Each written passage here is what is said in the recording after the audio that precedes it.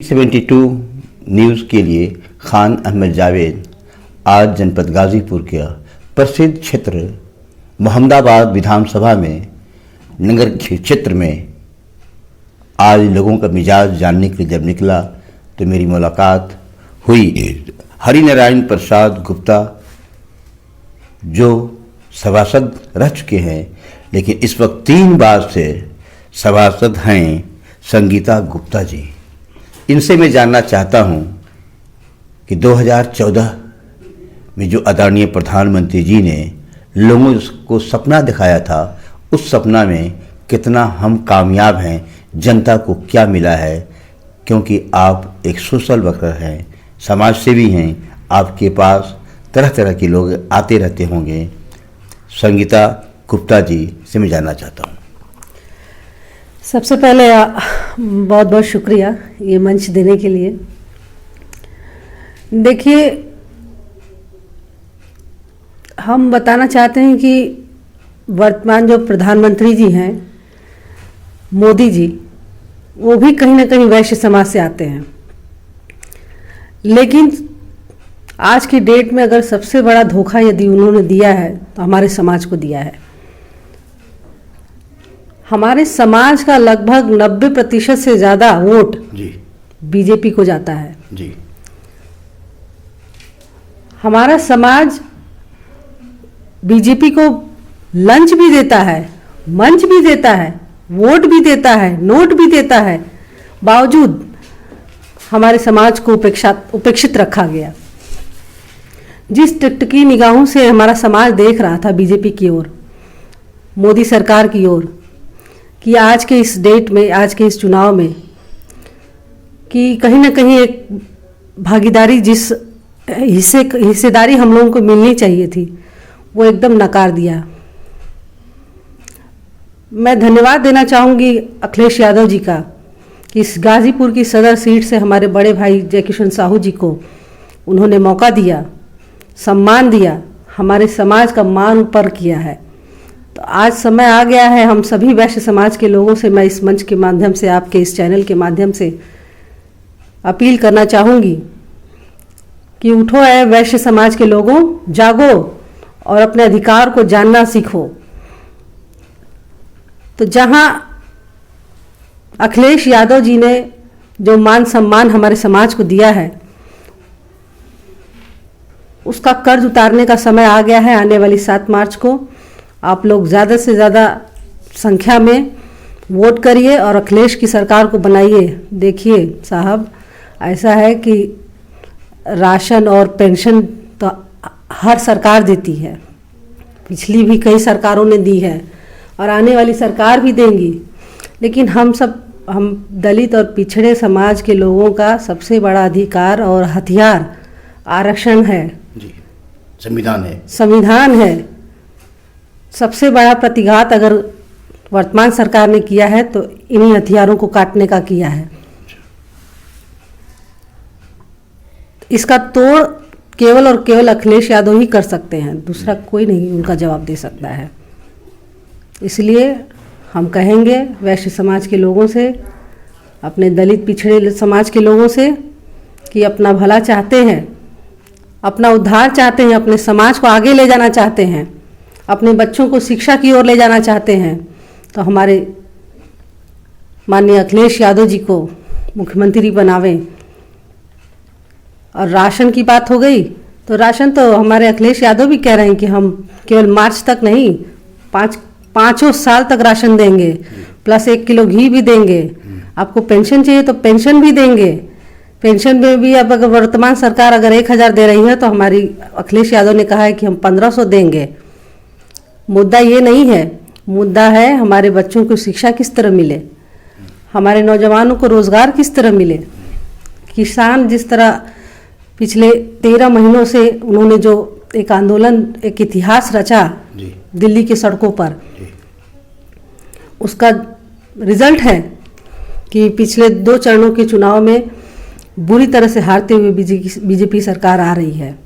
BJP party की बहुत बुरी तरह हार हो रही है और आने वाला समय भी यही बता रहा है कि इन लोगों का सुपड़ा साफ होने वाला है।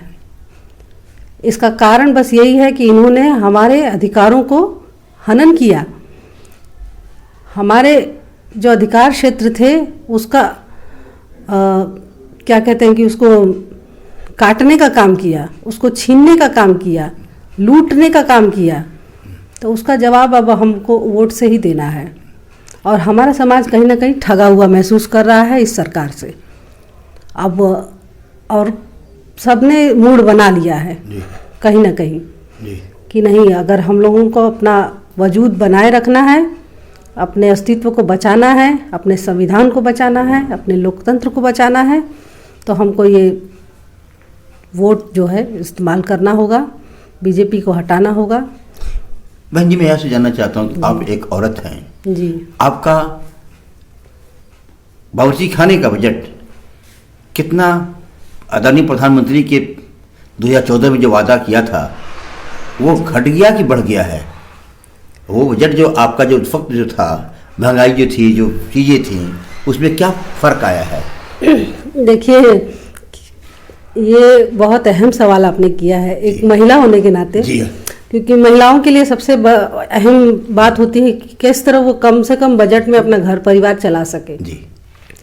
और बजट हमारा डगमगाया है सबसे बड़ी कि गैस सिलेंडर की वजह से। जी। आज हम 1000 का नोट जब देते हैं उस सप्लायर को, जी। तो एकदम कहीं कसस आ जाती है कि साला कहाँ से हम लाएंगे 1000 रुपया। और वो 1 महीना चलेगा मुश्किल से सिलेंडर, फिर हर महीने हमको 1000 जुगाड़ करना है। जी। पहले कितना मिलता था? आप एक महिला जानते? पहले तो हम मुझे याद है कि अभी 4 साल पहले तक 400 450 में मिल जाता था। पेमेंट हम लगाते थे 700 का, लेकिन हमको सब्सिडी भी आ जाता था। लेकिन अब तो सब्सिडी भी नहीं आ रहा है खाते में। पूरा हमको 980 रुपया उस पर प्रिंट होता है, प्लस 30 रुपया किराया, 1020 रुपया उसको देना होता है। हम ठगा गया आपको? बिल्कुल ठगा गया है, बिल्कुल ठगा गया है। गैस सिलेंडर बांटा गया फ्री में, क्या उसी को ठगा गया? फ्री तो देखिए कहने को फ्री है, ऐसा नहीं है। फ्री क्या है? आप फ्री दे रहे हैं और एक तरफ से और हम लोगों से लूट रहे हैं। 1000 का सिलेंडर आप हमको दे रहे हैं और गरीब को ठग रहे हैं कि आपको हम फ्री दे रहे हैं। फ्री दे दिया, उसके बाद कैसे खाएगा वो? ले जाके कबाड़ खाने में रख दिया है। तेरे की कौन बनाएगा? 1000 रुपया उसका लग रहा है, कहाँ से आएगा 1000 रुपया? कोरोना में वैसे ही हाहाकार, सबसे बड़ी मार अगर कोई झेला है तो गरीब झेला है। गरीब झेला है। ये आपका बजट जो मैं पूछ रहा था, सिर्फ गैस के अलावा दाल तेल, इससे महंगाई आएगी? बिल्कुल महंगाई आई है। तेल देखिए 200 रुपये के पार चला गया। उसके बाद आपका दाल ले लीजिए, चीनी ले लीजिए, और सब्जियां भी देखिए महंगी होती जा रही हैं। तो खाने के लिए कोई ऑप्शन, यानी आपका महंगाई कम नहीं हुई है? नहीं, महंगाई कहीं से कम नहीं है। महंगाई तो और चरम सीमा पे जा रही है। धोखा दिया गया आपको? बिल्कुल धोखा दिया गया है हम लोगों को। और पूरे परिवार वालों को धोखा दिया गया है, समाज को धोखा दिया गया है। इसके सबसे बड़ी मार गरीब तबका झेल रहा है। अच्छा। किस तरह वो अपना रसोई चलाए। महिलाओं के साथ हम लोगों के लिए बहुत बड़ा धोखा हुआ है इस बीजेपी सरकार ने। शिक्षा के बारे में जो डिजिटल इंडिया करने का जो प्रधानमंत्री कह रहे हैं, इससे क्या लाभ मिलेगा? आप एक महिला हैं, खूब जानती हैं अच्छी तरह से। देखिए, डिजिटल इंडिया ठीक है, डिजिटल इंडिया, लेकिन जिसके पास एंड्रॉयड मोबाइल नहीं है वो कहाँ से ऑनलाइन पढ़ाई कर पा रहा है वो बच्चा? जी। जिसको 2 जून की रोटी नहीं जुगाड़ हो पा रही है, वो किस तरह ऑनलाइन क्लासेस लेगा? वो बच्चा तो वंचित रह गया। तो ऐसी सूरत में आप अपने क्षेत्र के खास तौर पे लोगों को क्या अपील करना चाहती हैं? देखिए, हमारा अपील यही है लोगों से कि लुभावने वादे और बड़े बड़े शगुफे छोड़े जाएंगे, तो जुल्म मुहावरे बोले जाएंगे लोगों से, लेकिन इस पे एकदम आप लोगों को ध्यान नहीं देना है। ध्यान इसलिए दीजिए, इस पर दीजिए कि किस तरह हमारा आने वाला समय जो है मजबूत होगा। और ये छोटे छोटे वायदे, और जैसे कहा जाता है कि कुत्ते के आगे रोटी फेंक कर, जुमला फेंक कर आप वो करवा रहे हैं कि नहीं, आप कैसे आप भुलवा रहे हैं लोगों को। तो ये भुलवाने के लिए बात आप भूल जाइए। आप दिल खोल कर वोट करिए आप बीजेपी सरकार को नकारिए, इन्होंने बहुत बड़ा धोखा किया है लोगों से। धन्यवाद हमसे बात करने के लिए आपका।